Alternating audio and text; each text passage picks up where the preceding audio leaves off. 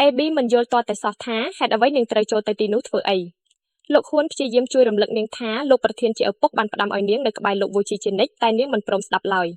ម៉ៃក៏និយាយឡើងថានាងចង់ទៅដើរលេងផ្សារទំនើបមែនទេបើចង់ទៅគឺត្រូវតែដើរតាមគេឲ្យទាន់ដោយសារចង់ដើរផ្សារខ្លាំងជាង AB ក៏ធ្វើមុខកញ្ញើហើយព្រមដើរតាមគេឡើងទៅបន្ទប់អន្តេវាសិកដ្ឋានលុះដើរទៅដល់ស្រាប់តែនាងក្រវីក្បាលឈប់ដើរព្រោះបានឃើញទស្សនវិជ្ជាគួរឲ្យទៅភ្នែកមួយនាងឃើញមិត្តរួមបន្ទប់របស់ម៉ៃទាំង3នាក់កំពុងអង្គុយលេងហ្គេមទាំងមិនពាក់អាវនៅពេលឃើញម៉ៃនាំស្រីស្អាតម្នាក់មកជាមួយបែបនេះពួកវាក៏ចាប់ផ្ដើមនិយាយលេងសើចលោឡាអាសូរស់ដាក់នាងភ្លាមក្រោយពីបានចាប់ជាតិថ្មីម៉ៃស្អប់ខ្ពើមមនុស្សប្រភេទនេះខ្លាំងណាស់នៅពេលឃើញពួកវាមកនិយាយបៀតបៀន AB នៅចំពោះមុខបែបនេះម៉ៃក៏ផ្ទុះកំហឹងយ៉ាងខ្លាំងគេបានដើរទៅឈរពីមុខដើម្បីកាំងការពារនាងដោយផ្ទាល់ខ្លួនព្រមទាំងប្រមានដាស់តឿនពួកវាកុំឲ្យមកក្បែរនាងតែពួកនោះបែរជានាំគ្នាស្ញញញឹមលេងសើចឌឺដងដាក់គេទៅវិញព្រោះគិតថាវាគ្រាន់តែជាការលេងសើចឌឺដងរវាងមិត្តភ័ក្តិរួមបន្ទប់តែប៉ុណ្ណោះម៉ៃក៏និយាយឡើងថាបើចូលចិត្តធ្វើបាបនិងមើងងាយស្រីស្រីម្លេះគេនឹងផ្ដល់មេរៀនឲ្យរៀងចាលនិយាយចប់ម៉ៃបានបញ្ចេញធម៌ពលវិញ្ញាណវេទមន្តបន្តិចបន្តួចដើម្បីបំភ័យពួកវាស្ថិតក្រោមឥទ្ធិពលនៃមន្តអាគមនោះពួកវាបានមើលឃើញសុទ្ធតែក្រុងឆ្អឹងខ្មោចរាប់មិនអស់កំពុងតែព័ទ្ធជុំវិញខ្លួនហើយស្រែកយំយ៉ាងទ្រហឹងអឹងកងគួរឲ្យរន្ធត់ចិត្តទស្សនវិជ្ជានោះគួរឲ្យខ្លាចខ្លាំងណាស់រហូតធ្វើឲ្យពួកវាទន់ជង្គង់ដួលផ្កាប់មុខហើយលើកដៃញ័រទៅត្រឹកដើម្បីសុំក្តីមេត្តា AB ឈរមើលទាំងងឿងឆ្ងល់ថាមានរឿងអ្វីកើតឡើងចំពោះពួកវាឲ្យប្រកបរួចម៉ៃក៏បានពន្យល់ប្រាប់នាងថាវាកើតចេញពីការបំភាន់ភ្នែកតែប៉ុណ្ណោះគេសុំឲ្យនាងឈររងចាំនៅទីនេះមួយផ្លែតសិនពេលដែលម៉ៃរៀបចំទុកដាក់របស់រួចរាល់ពួកគេទាំងពីរក៏បានដើរចុះមកអង្គុយក្នុងឡានវិញ AB នៅតែមិនអស់ចិត្តនឹងឆ្ងល់ពីអាការចម្លែករបស់ពួកមិត្តរួមបន្ទប់ព្រមទាំងឆ្ងល់ពីល្បិចកលមន្តអាគមដែលគេបានប្រើប្រាស់អំបញ្ញមិញម៉ៃបាននិយាយលេងសើចឌឺដងថាបើឃើញកម្លាំងគេហើយកុំហ៊ានមកដល់មាត់ជាមួយគេទៀតអីនាងក៏អោនមុខចុះដោយក្តីភ័យខ្លាចបន្តិចប៉ុន្តែមួយសន្ទុះក្រោយមកម៉ៃក៏ផ្ទុះសំណាច់ឡើងហើយប្រាប់ថាគេគ្រាន់តែនិយាយលេងដើម្បីបោកនាងតើពេលដឹងខ្លួនថាត្រូវគេបោកប្រាស់ទៀត AB ខឹងសម្បាយ៉ាងខ្លាំងហើយរកកលចង់វាយគេនៅក្នុងឡាននាពេលនោះលោកហ៊ួនដែលកំពុងតែបើកបរឡានក៏បានសួរនាំថាតើត្រូវធ្វើដំណើរទៅទីណាទៀតម៉ៃក៏បានខលរកប្អូនស្រីរបស់គេដើម្បីសួរនាំពីកន្លែងដែលនាងកំពុងស្ថិតនៅនាងប្រាប់ថានាងកំពុងតែធ្វើការហើយក៏បានប្រាប់ពីអាសយដ្ឋានមកឡានទំនើបក៏បានធ្វើដំណើរទៅដល់ផ្លូវលន់តាអគារលេខ107ពេលមកដល់ម៉ៃទើបតែដឹងថាទីនោះគឺជាភោជនីយដ្ឋានមួយកន្លែងប៉ុន្តែក្រុមក្មេងៗអ្នកបម្រើទាំងអស់នៅទីនោះសុទ្ធតែស្លៀកពាក់ឈុតអ្នកបម្រើប្លែកភ្នែក AB ដោយសារតែមិនដឹងថាប្អូនស្រីរបស់ម៉ៃធ្វើការនៅទីនោះក៏លួចគិតក្នុងចិត្តថាបរិសម្នាក់នេះប្រហែលជាមានចំណូលចិត្តប្លែកៗមិនខានពួកគេបានដើរចូលទៅខាងក្នុងរួចជ្រើសរើសតុសមរម្យមួយដើម្បីអង្គុយហើយចាប់ផ្ដើមកំងអាហារម៉ៃបានសួរទៅកាន់អ្នកបម្រើថាតើមានកញ្ញាម៉ូលីធ្វើការនៅទីនេះដែរទេអ្នកបម្រើបានឆ្លើយតបថានាងកំពុងតែរវល់នៅក្នុងផ្ទះបាយនៅឡើយមួយសន្ទុះក្រោយមកម៉ៃក៏បានកលេចឃើញប្អូនស្រីរបស់គេកំពុងតែដើរចេញមកពីក្នុងផ្ទះបាយប៉ុន្តែការរៀបចំខ្លួនព្រមទាំងឈុតអ្នកបម្រើដ៏សិចស៊ីដែលនាងកំពុងស្លៀកបានធ្វើឲ្យម៉ៃមានអារម្មណ៍មិនសប្បាយចិត្តទាល់តែសោះគេក៏បានក្រោកឈរឡើងភ្លាមប៉ុន្តែនៅខណៈនោះគេស្រាប់តែឃើញបុរសម្នាក់ដើរមកស្ទាបអង្អែលលើរាងកាយនាងដោយគ្មានភាពអៀនខ្មាស់រួចនិយាយស្ដីបន្ទោសនាងថាទុកឲ្យរូបគេឈររងចាំយ៉ាងយូរពេកពេលឃើញបែបនេះម៉ៃក៏ប្រែទឹកមុខចង់ចិញ្ចើមភ្លាមបុរសម្នាក់នោះគឺសាមដែលជាអ្នកស្នងមរតកម្នាក់នៃក្រុមហ៊ុនត្រកូលសុងម៉ូលីព្យាយាមបដិសេធមិនព្រមទទួលការបម្រើឡើយដោយដោះសារថានាងកំពុងតែជាប់រវល់ការងារផ្ដេសផ្ដាស់ប៉ុន្តែកូនប្រុសអ្នកមានម្នាក់នោះមិនព្រមលែងដៃឡើយគេបានដកប្រអប់ចិញ្ចៀនចេញពីក្នុងហៅប៉ៅរួចហើយបានសុំម៉ូលីធ្វើជាសង្សាររបស់គេទង្វើមួយនេះបានធ្វើឲ្យក្រុមភ្ញៀវទាំងអស់នៅក្នុងហាងមានការចាប់អារម្មណ៍យ៉ាងខ្លាំងហើយនាំគ្នាងាកមកមើលសូម្បីតែ AB ក៏មានការចាប់អារម្មណ៍ខ្លាំងដែរព្រោះនាងបានស្គាល់ច្បាស់ថាបុរសម្នាក់នេះគឺមកពីត្រកូលសុងសាមបាននិយាយផ្ដោតទៅលើជីវភាពដ៏ក្រីក្រលំបាករបស់នាងហើយបានសន្យាអះអាងថាប្រសិនបើនាងព្រមធ្វើជាសង្សាររបស់គេនាងនឹងមិនខ្វះខាតអ្វីឡើយនៅក្នុងឆាកជីវិតនេ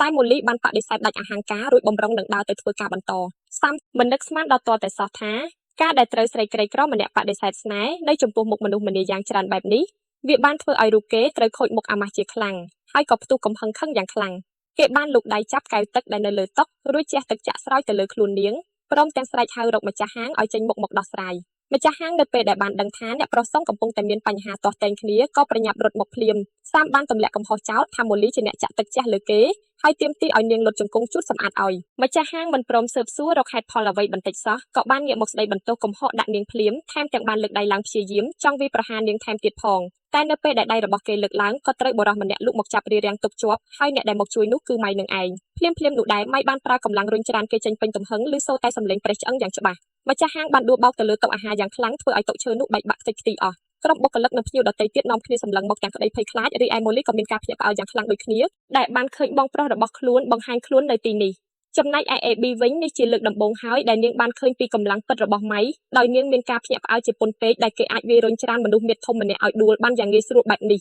ពេលនោះសាមបានដើរចូលមកជិតរួចហើយបាននិយាយគំរាមកំហែងដល់ម៉ៃថាកុំឲ្យចង់មកចេះដឹងរឿងរ៉ាវរបស់អ្នកដទៃអី ប៉ុន្តែម៉ៃមិននិយាយច្រើនឡើយគេបានដើរមួយដៃពេញទំហឹងធ្វើឲ្យសាមដួលទៅលើដីភ្លាមភាពឈឺចាប់យ៉ាងខ្លាំងបានចាក់ទម្លុះពីពេញរាងកាយរបស់គេហាក់ដូចជាឆ្អឹងជំនីត្រូវបាក់ស្រាំទៅហើយតែគេនៅតែបន្តនិយាយគំរាមកំហែងមិនឈប់ថានឹងប្រើប្រាស់ឥទ្ធិពលអំណាចរបស់គ្រួសារសងមកសងសឹកតែនៅខណៈនោះស្រាប់តែមានសម្លេងនារីម្នាក់ទៀតនិយាយកាត់ឡើងដែលធ្វើឲ្យទឹកមុខរបស់សាមប្រៃជាស្លេកស្លាំងក្រៀមក្រំភ្លាមនៅពេលដែលងាកទៅឃើញកូនស្រីមកពីត្រកូលស៊ូដ៏មានអំណាចសាមក៏ដឹងខ្លួនភ្លាមថាអំណាចក្រុមហ៊ុនតូចតាចរបស់គ្រួសារគេមិនអាចយកទៅប្រៀបផ្ទឹមជាមួយនាងបានឡើយដូចនេះមុនពេលដែលនាងដកទូរស័ព្ទខលរកឪពុករបស់នាងនោះគេក៏បានប្រញាប់ប្រញាល់រត់ចាក់ចេញពីភោជនីយដ្ឋាននោះភ្លាមពេលឃើញគេរត់ទៅទាំងអាម៉ាស់មុខបែបនេះ AB ក៏បាននិយាយលេងសើចដូចដងដាក់ម៉ៃរួចប្រាប់ថាលើកនេះគេពិតជាចម្ពាក់គុណនាងធំធេងណាស់ភ្លាមនោះដែរម៉ូលីបានដើរមកចាប់ដៃបងប្រុសរបស់នាងហើយអូសទាញគេឲ្យចាក់ចេញពីទីនោះឲ្យបានលឿនបំផុតម៉ៃចង់សួរដេញដោលរឿងរ៉ាវជាច្រើនយ៉ាងពីនាងប៉ុន្តែជាដំបូងគេគ្រាន់តែចង់ដឹងថាហេតុអ្វីបានជានាងមកធ្វើការលំបាកនៅទីនេះនាងបានឆ្លើយតបខ្លីៗមកវិញថាពីព្រោះតែទីនេះគេបើកប្រាក់ខែឲ្យបានច្រើនហើយនៅពេលនោះម៉ៃក៏បានដឹងខ្លួនច្បាស់ថាគឺមកពីភាពគ្មានទំនួលខុសត្រូវរបស់គេកាលពីមុនទើបធ្វើឲ្យប្អូនស្រីបង្កើតរបស់ខ្លួនត្រូវមករងទុក្ខលំបាកវេទនាអស់រយៈពេលជាយូរហ្វូលីបែបនេះម៉ៃក៏បានងាកទៅសួរ AB ភ្លាមថាតើនៅក្បែរនេះមានហាងលក់ខោអាវដែរទេនាងបានឆ្លើយប្រាប់យ៉ាងមានទំនុកចិត្តថាពួកគេពិតជាមកជួបចំកន្លែងហើយបន្ទាប់មកទៀតពួកគេទាំង3នាក់ក៏បានដើរចូលមើលហាងខោអាវជាច្រើនកន្លែង AB បានជួយជ្រើសរើសម៉ូដឈុតស្អាតៗឲ្យ Molly ដែលគ្រប់ឈុតទាំងអស់នោះសុទ្ធតែមានភាពស្រស់ស្អាតទាំងម៉ៃនិង AB សុទ្ធតែយល់ឃើញថាវាពិតជាសមស្របនឹងរូបនាងខ្លាំងណាស់តែនៅពេលដែលក្រឡេកឃើញតម្លៃសម្លៀកបំពាក់ទឹកមុខរបស់នាងក៏ប្រែជាស្លេកស្លាំងភ្លាមហើយនិយាយខ្សឹបថាខ្លួនគ្មានលុយទិញនោះទេ AB បានញញឹមរួចប្រាប់ថាបងប្រុសរបស់នាងមានលុយច្រើនណាស់មិនត្រឹមតែល្មមសម្រាប់ទិញឈុតទាំងនេះទេសូម្បីតែទិញហាងខោអាវទាំងមូលនេះក៏គេអាចទិញបានដែរ Molly មានការងឿងឆ្ងល់យ៉ាងខ្លាំងថាកើតមានរឿងបែបនេះទៅរួចនាងប្រាប់ថាបងប្រុសនាងធ្វើជាអង្គរៈការពារគ្រួសាររបស់នាងទើបទទួលបានប្រាក់ខែខ្ពស់ក៏ពពកបែបនេះទោះជា Molly នៅតែមិនសូវយល់ពីសាច់រឿងយ៉ាងណាក៏ដោយនាងក៏ព្រមព្រៀងឲ្យបងប្រុសរបស់នាងជាអ្នកបង់ថ្លៃឈុតខោអាវនោះបន្ទាប់ពីទិញដូររួចរាល់អស់ហើយម៉ៃបានហុចលុយចំនួន$200,000ទៅឲ្យនាងដើម្បីឲ្យនាងទុកប្រើប្រាស់ខ្លះនិងផ្ញើទៅឲ្យម្ដាយខ្លះ Molly ចង់ដឹងពីដំណើររឿងរ៉ាវឲ្យបានស៊ីជម្រៅជាងនេះប៉ុន្តែម៉ៃមិនអាចទម្លាយប្រាប់ពីធម៌ពលអំណាចពិតប្រាកដរបស់គេបានឡើយគេក៏បានប្រឌិតរឿងរ៉ាវមួយឡើងដោយប្រាប់ថាមានគ្រូក្បាច់គុនអាចកំបាំងម្នាក់បានជួយបង្រៀនវិជ្ជាក្បាច់គុនឲ្យដល់គេប៉ុន្តែ Molly មិនព្រមជឿពាក្យសម្ដីគេឡើយនាងនិយាយថានាងមិនជឿរឿងព្រេងនិទានកុហកក្មេងបែបនេះទេមួយសន្ទុះក្រោយមកបងប្អូនទាំងពីរបានសម្លឹងមើលមុខគ្នាដោយភាពស្ងប់ស្ងាត់រួចហើយ Molly ក៏ផ្ទុះសំណាច់ឡើងហើយប្រាប់ថានាងឈប់ដេញដោលសួររកការពិតពីគេទៀតចុះនាងនិយាយបន្ថែមថានាងនឹងយកការទាំងឡាយទៅរៀបរាប់ប្រាប់ម្ដាយឲ្យដឹងរឿងទាំងអស់និយាយចាប់ភ្លាមនាងក៏បំរុងនឹងដើរចេញទៅម៉ៃបានពឹងពាក់ឲ្យនាងជួយសំទោសអ្នកជំនួសរូបគេផងអូនស្រីតបថាម៉ៃគួរតែទៅនិយាយប្រាប់គាត់ដោយផ្ទាល់ខ្លួនទៅល្អលុះពេលឡើងមកលើឡានវិញភ្លាម AB បាននិយាយចំអកឡកឡាយថាកំពូលអ្នកក្បាច់គុនដ៏ខ្លាំងពូកែបែរជាមកខ្លាចញញើតប្អូនស្រីបង្កើតរបស់ខ្លួនឯងទៅវិញម៉ៃមិនបានតបតអ្វីឡើយប៉ុន្តែផ្ទៃមុខរបស់គេប្រែជាក្រហមព្រាលដោយភាពអៀនខ្មាស់នៅពេលដែលឡានចាប់ផ្ដើមចេញដំណើរទៅមុខ AB បានរៀបរាប់ពីរឿងរ៉ាវដែលនាងបានជួយដល់គេពេញមួយថ្ងៃនេះម៉ៃយល់ន័យច្បាស់ភ្លាមក៏បានប្រាប់ទៅពូជួនឲ្យធ្វើតាមរបបបញ្ជារបស់នាងដោយជួននាងទៅគ្រប់ទីកន្លែងដែលនាងចង់ទៅនៅពេលបានលើបែបនេះ AB មានចិត្តសប្បាយរីករាយជាខ្លាំងរួចហើយបានបញ្ជាឲ្យបើកសម្ដៅទៅផ្សារទំនើបភ្លាមតែម្ដងនាងពិតជាចូលចិត្តការដើរទិញអីវ៉ាន់ខ្លាំងណាស់ព្រោះវាធ្វើឲ្យអារម្មណ៍នាងល្អប្រសើរនាងបានដើរផ្សារទិញអីវ៉ាន់រហូតទាល់តែដល់ពេលល្ងាចដែលជាលទ្ធផលគឺម៉ៃដែលមកធ្វើជាអង្គរៈការពារនោះបែរជាត្រូវខ្លាយខ្លួនជាអ្នករែកពុនយូអីវ៉ាន់ជំនួសវិញលុះត្រាតែទិញអីវ៉ាន់ដាក់ពេញកៅអីខាងក្រោយឡានទើប AB ព្រមបញ្ឈប់ដោយក្តីពេញចិត្តនឹងការដើរលេងពេញមួយថ្ងៃនេះប៉ុន្តែមុនពេលពូជួនបញ្ឆេះគ្រឿងម៉ាស៊ីនឡានម៉ៃស្រាប់តែមានអារម្មណ៍មិនសូវល្អដូចមានរឿងចម្លែកប៉ុន្តែគេប្រាប់គ្រប់គ្នាថាមិនអីទេរួចឲ្យធ្វើដំណើរត្រឡប់ទៅផ្ទះវិញចុះតាមពិតទៅអ្វីដែលខ្សែញៀនរបស់គេបានដឹងក្រៅរំលឹកនោះគឺពិតជាមានមនុស្សលួចតាមដានពួកគេពីក្រោយមែនដងផ្លូវធ្វើដំណើរទៅកាន់វិឡាគ្រួសារស៊ូគឺមានភាពស្ងាត់ជ្រងំកាលពីពេលទៅគឺគ្មានបញ្ហាអ្វីកើតឡើងឡើយតែពេលត្រឡប់មកវិញឡានទំនើបក៏ត្រូវបង្ខំចិត្តឈប់ពីព្រោះតែមានគល់ឈើដ៏ធំមួយកង់បានដួលរាំងបិទជិតនៅចំកណ្ដាលផ្លូវពូជួនបានបើកទ្វារចុះពីលើឡានទៅពិនិត្យមើលហើយម៉ៃក៏បានដើរចុះតាមពីក្រោយខណៈពេលដែលកំពុងរកវិធីរំកិលយកដុំឈើនោះចេញស្រាប់តែមានសំឡេងផ្លុំកញ្ចែបន្លឺឡើងរួចគ្រាប់កាំភ្លើងក៏បានបាញ់សម្ដៅមកប៉ុន្តែម៉ៃបានប្រើប្រាស់ធម៌ពលអំណាចបញ្ឈប់គ្រាប់កាំភ្លើងទាំងនោះឲ្យងាយងើកណ្ដាលអាកាសនៅពេលដឹងច្បាស់ថាវាជាគ្រាប់កាំភ្លើងពិតប្រាកដពូជួនមានក្តីភ័យខ្លាចជាខ្លាំងរហូតដួលផ្កាប់មុខទៅលើដីចំពោះម៉ៃវិញការលុបវាយប្រហារកម្រិតនេះគឺកំពេចកំពកខ្លាំងណាស់តែក្នុងពេលដែលពួកសត្រូវចង់មកលេងល្បែងបែបនេះគេក៏នឹងតបស្នងត្រឡប់ទៅវិញដូចគ្នាក្រោយពីគិតឃើញបែបនេះហើយម៉ៃបានប្រើធម៌ពលវិញ្ញាណវិបកបាញ់គ្រាប់កាំភ្លើងនោះឲ្យហោះត្រឡប់ទៅរកអ្នកបាញ់វិញពេញទំហឹងក្រុមឃាតករ2នាក់ត្រូវគ្រាប់ចំក្បាលដួលស្លាប់ដោយមិនទាន់ដឹងខ្លួនផងថាមានរឿងអ្វីកើតឡើងឡើយក្នុងពេលជាមួយគ្នានោះដែរ AB ដែលកំពុងតែដេកលក់លក់នៅក្នុងឡានបានឮសំឡេងរំខានប្លែកទើបបើកទ្វារចុះមកមើលនៅពេលដែលឃើញនាងចុះមកពូជួនទាំងក្តីភ័យខ្លាចបានស្រែកប្រាប់នាងភ្លាមថាមានការលុបវាយប្រហារពីខ្មាន់កាភ្លើងហើយដាស់តឿនឲ្យនាងប្រញាប់រត់ចូលទៅក្នុងឡានវិញ